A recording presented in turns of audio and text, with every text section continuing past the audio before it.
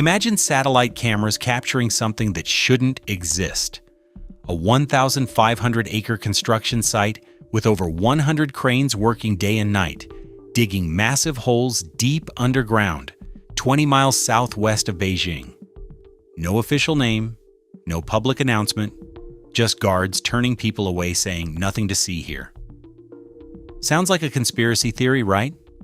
Well, it's real, it's happening, and U.S. intelligence agencies are calling it the most significant military construction project of the 21st century. They're building what's being nicknamed Beijing Military City, an underground fortress 10 times larger than the Pentagon, with bunkers designed to survive nuclear strikes. But this isn't China's first underground city. Beneath Beijing's streets already sits a massive Cold War-era tunnel network spanning 85 square kilometers, where nearly 1 million people actually live.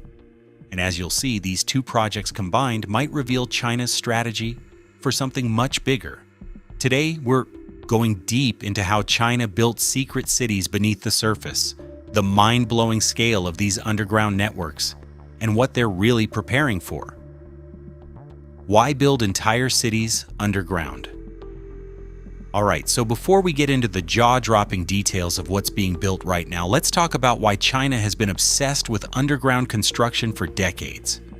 Because honestly, most countries stick to building up, not down. Here's the situation. In 1969, at the height of the Cold War, tensions between China and the Soviet Union hit a breaking point. Nuclear war seemed not just possible, but inevitable. Chairman Mao issued a directive that sounds insane even today. Prepare to move half of Beijing's population underground if war breaks out. So what did China do?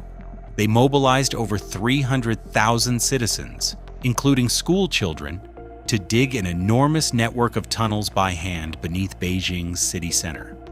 For 10 years, these volunteers carved out shelters, hospitals, weapons, storage, even theaters and silk factories, all connected by tunnels running 8 to 18 meters below the surface. The original plan was simple. If nuclear bombs fell, millions would evacuate into these underground cities and survive.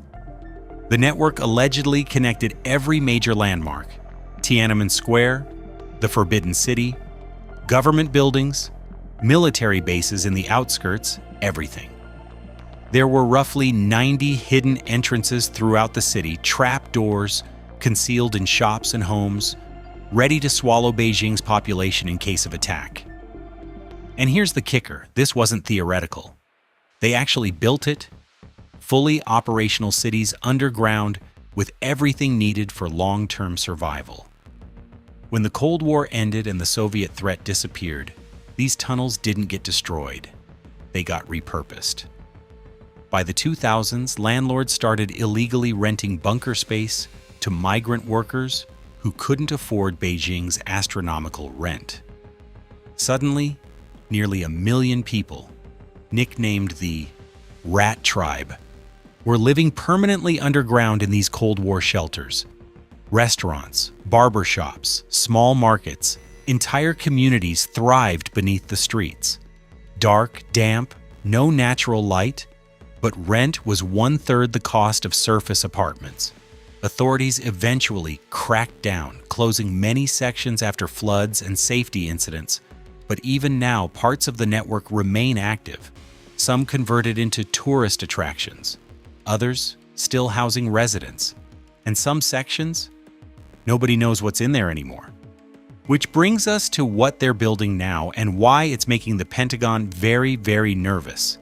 The new underground fortress, 10 times bigger than the Pentagon, okay? Let's talk about what satellite imagery revealed starting in mid-2024. Because what China's constructing right now makes the old Cold War tunnels look like practice runs. The site sits in the Qinglonghu area, roughly 20 miles southwest of Beijing, covering approximately 1,500 acres. That's over 600 hectares of land being transformed into what analysts believe will be the world's largest military command center. To put that in perspective, if completed as planned, it'll be nearly 10 times the size of the Pentagon, the current record holder, Satellite images show over 100 cranes operating simultaneously across a 5-square-kilometer zone. But here's what's really wild. They're not just building up, they're digging deep. Massive excavation pits dot the landscape. Some analysts estimate these could go hundreds of meters underground. The depth and reinforcement suggest bunkers designed to survive direct nuclear strikes, even U.S. bunker buster bombs that can penetrate 60 meters of concrete. The construction officially started in mid-2024, though some prep work likely began earlier.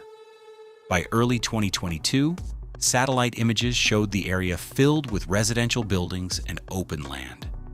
By mid-2024, completely cleared, buildings gone, land leveled, construction in full swing. U.S. intelligence agencies have been tracking every crane, every pit, every tunnel entrance. Former senior officials told reporters this facility will likely replace China's existing Western Hills military complex, which dates back to the Cold War era.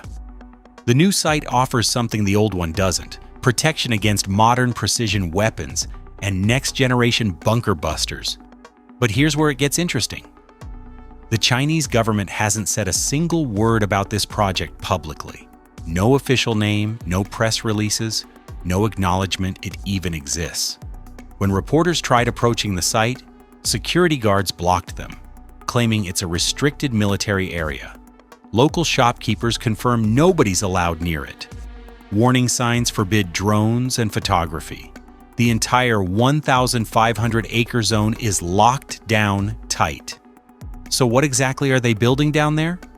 Based on satellite analysis and expert assessments, a whole lot more than just bunkers. What's actually inside the fortress beneath? Beijing. All right, so imagine you're designing an underground city meant to function during a nuclear war. What would you need? Based on intelligence assessments and comparisons to similar facilities worldwide, here's what analysts believe is going into Beijing Military City. First, command and control centers. These would be the nerve centers where China's top military leadership directs operations during wartime. Think massive rooms filled with screens showing real-time battlefield data, satellite feeds, communication networks connecting to every branch of the military. The entire command structure of the People's Liberation Army could operate from underground. Second, leadership bunkers. Deep, reinforced shelters designed to protect President Xi Jinping and other top officials during a nuclear exchange. These aren't just concrete rooms, they're fortresses within fortresses, with multiple layers of protection, blast doors, radiation shielding, independent life support systems. Third, living quarters and support facilities. If this place needs to operate independently for months or even years, it requires everything a small city needs: dormitories for thousands of personnel, medical facilities, food storage, water purification, power generators, even recreational areas to maintain morale during extended lockdowns. Fourth, communications infrastructure. Hardened fiber optic networks, satellite uplinks, redundant systems ensuring that even if Beijing above ground gets destroyed, the command center below stays connected to China's military forces worldwide. And fifth, weapons coordination centers. Facilities for managing China's nuclear arsenal, which has tripled from around 200 warheads in 2020 to approximately 600 today. The bunker would need secure systems for authorizing and coordinating nuclear strikes if deterrence fails.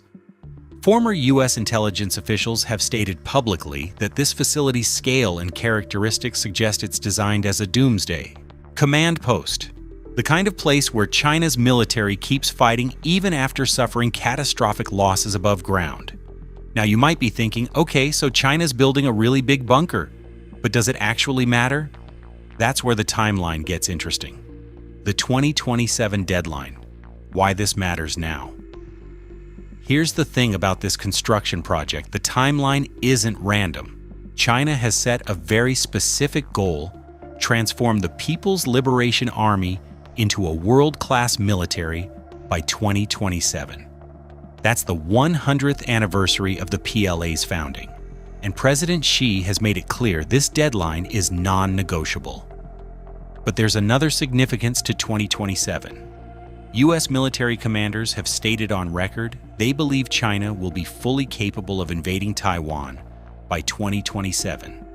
Not that they will invade, but that they'll have the military capacity to pull it off if leadership decides to go for it.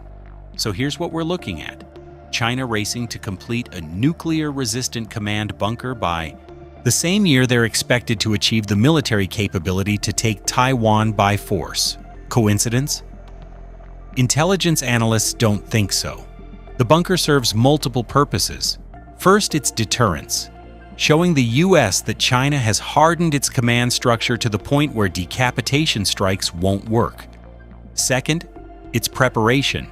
If China's leadership believes conflict with the United States is likely, possibly over Taiwan, they want their command structure protected before that conflict begins. Third, it's a signal about China's ambitions and willingness to invest massively in war preparation. And fourth, it's insurance, ensuring that even in a worst-case nuclear exchange, China's leadership survives to retaliate. According to reports, the site is on track to be operational by 2027, the same year as China's military modernization goal, and the year U.S. officials believe Taiwan invasion capability will be ready. That alignment has defense planners in Washington very concerned. So what does all of this actually mean for the rest of the world? What this means when preparation becomes reality. Here's what's really happening. China isn't just building bunkers, they're preparing for a scenario where underground command centers become necessary. And that preparation itself changes the calculus of global military power. When one country demonstrates it can protect its leadership from nuclear attack, it reduces the effectiveness of nuclear deterrence. The whole point of nukes is that nobody wins, so nobody uses them. But if China's leaders can survive in bunkers, the calculation changes. Suddenly, nuclear war becomes something they might believe they could survive. This facility also represents a massive shift in how modern warfare might be conducted. Traditional thinking assumes you take out enemy leadership first. China's building a fortress specifically designed to make that impossible. Even America's most advanced bunker buster bombs might not penetrate deep enough. And then there's the sheer scale. Building something 10 times larger than the Pentagon isn't just about protection, it's about capacity. This suggests China expects to run extensive, long-term military operations from underground, coordinating forces across multiple theaters simultaneously. The fact that construction is happening now, openly visible on satellite imagery despite China's attempts at secrecy, indicates urgency. They're not building this as a backup plan for some distant future. They're building it because they believe the need for it could come soon. So where does this lead? What happens when military superpowers start building cities underground specifically for wartime command? When doomsday bunkers stop being theoretical and become operational? Honestly, we're living through the answer right now. If you enjoyed this deep dive into one of the most secretive military projects currently underway, make sure you hit that like button and subscribe to the channel. Turn on notifications so you don't miss our next video because trust me, we've got some intense topics lined up. And here's a question for you. If you could build an underground city anywhere in the world, what would you put in it? Drop your answers in the comments below. I'll see you in the next one.